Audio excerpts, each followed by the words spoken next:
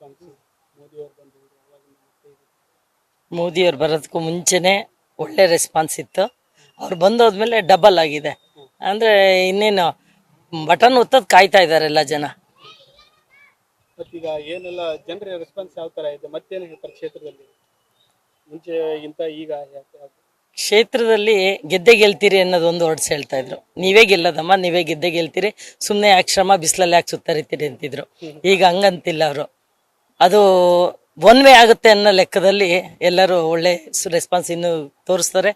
ಎಲ್ಲ ಮುಗುಳ್ನಗೆಯಿಂದ ಹೊರಗಡೆ ಬಂದು ನಮ್ಮ ಹೋಗೋ ಜನಗಳ ಜಾತ್ರೆನ ನೋಡ್ತಾರೆ. ಅವರು ನೋಡಿ ಖುಷಿಪಟ್ಟು ಅವರು ಒಳ್ಳೆ ನಗುಮುಗದಿಂದ ನೀವೇ ಗೆಲ್ಲೋದು ಅಂತ ಹೇಳ್ತಾರೆ. ಈಗ ವಿರೋಧ ಪಕ್ಷದವರು ಯಾವುದು 4 ಸರಿ ಆದರೂ MP ಆದರೂ ಏನು ವರ್ಕ್ ಮಾಡಿಲ್ಲ, ಈ ಸರಿ ನನ್ನ ಬೆಂಬಲ ಕೊಡಿ ಅಂತ ಹೇಳ್ತಾರೆ. ತಾವೇನು ಹೇಳ್ತೀರಿ? ವಿರೋಧ ಪಕ್ಷದವ್ರು ಏನು ಮಾಡಿದ್ದಾರೆ? ಅವ್ರು ಯಾವಾಗಲೂ ಸುಳ್ಳು ಹೇಳೋದು ಅಂತ ನಾನಲ್ಲೇ ತುಂಬ ಸಲ ಹೇಳಿದ್ದೀನಲ್ಲೇ.